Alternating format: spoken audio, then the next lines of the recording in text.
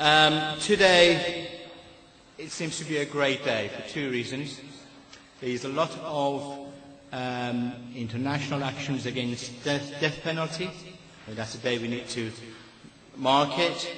Also, this occasion, I think, is going to be historical to some extent, because we have the greatest lineup of secularists and humanists that you could have. We haven't today here, and the fact that we're all here and we've made efforts to come here. We have people here from different parts of the UK, from Ireland. We have people from Sweden, Italy. We have people who actually travelled far away. I have to tell you that we had requests and registration from Pakistan and Afghanistan and Iraq. Unfortunately, they could not get visa. We gave them letters, we sent them, but they couldn't get visa for various reasons. So they're not here. I must also inform you that Taslima Nasrin and Hozan Mahmood, the two of our speakers, won't be here today with us. Unfortunately, they couldn't make it. And before we get to the juicy part of the day, the debates and the panels, we'll have welcome from Giles Enders on behalf of Conway Hall. Giles.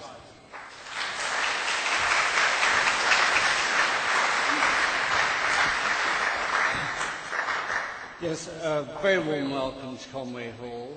I think it's one of the last bastions of free speech in this country. I'll come back to that in a minute. It's really good to see so many people here. It must be the largest gathering of ex-Muslims in the UK that's happened so far. One or two mundane matters I need to cover. The toilets. The toilets, if you go to the back and turn right, there's the ladies' loo. Beyond that is a toilet for disabled people, and beyond that, further down the corridor, you'll see a narrow staircase, at the top of which are the gents. If you hear an alarm bell, there are three exits from this hall. There's one over there which leads out into Lamb's Conduit Passage. There's one where you came in, which leads to Red Lion Square. And there's one over there, which leads to Fariborz Road. There's an assembly point in Red Lion Square under the Bertrand Russell statue, which is the haunt of the local pigeons. And beware, the pigeons are looking for new targets. A few words about Conway Hall. It's one of the last places in Britain where free speech is an everyday occurrence. It's a given. I'll give you two examples of other places which one would assume should be, but aren't. Parliament. No free speech there. Mr. Speaker doesn't allow it. You have the whips to worry about. They won't tolerate free speech. They keep the MPs in line. You have to worry about your party. It's almost the only way you can get into Parliament, is to join one of the major parliaments. You shouldn't offend your constituency. If you offend some of the constituencies with large religious groups, you've had it.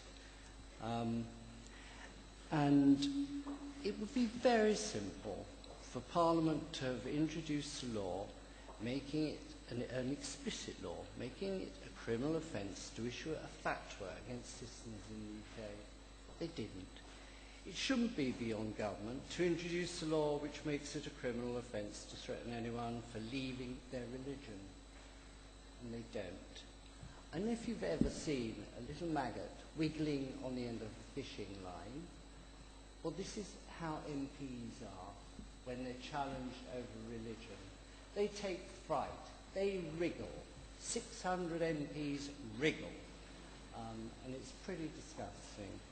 But I saved my greatest contempt for the BBC. The governors, government appointed, represent no one. It's undemocratic organisation. It's biased. It censors questions to politicians and religious leaders. Thought for the day, that nasty little programme that comes on at 10 to 8. It's biased, and it's almost exclusively the province of people who've been brainwashed with religion from birth. A number of speakers in this slot have established double standards, and you can't challenge them. Richard Harries, the ex-Bishop of Oxford, he used to come on Talk of the Day quite frequently and talk about democracy. Do you know where Richard Harries is these days? House of Lords. Democracy. BBC has a track record of not allowing the public to get the better of politicians and religious speakers. It even censors classical music, so what chance do you stand if you've got something more controversial to say? And worse still, it's compiled the name and address of every single household in the UK. And where's the institution liberty in this? Silent. Hasn't anything to say on that one. I hope you enjoy your day here. Conway Hall is one of the last homes of free speech, and I hope you learn a lot today. Thank you very much. Thank you, Giles. Can I ask Zia Zaffar to come and welcome you to, on behalf of the Council of Ex-Maltese of Britain. Zia is the Treasurer of the Council. Please. I'll keep this very brief. Welcome, everybody. I want to take this opportunity to thank everybody, all the supporters who have donated to us, who've made this event possible. We very much appreciate all the donations and help you've provided. And of course, we will have some donation boxes available at the end of the end of this for any additional donations if anybody wishes to make them. Thank you very much. Welcome.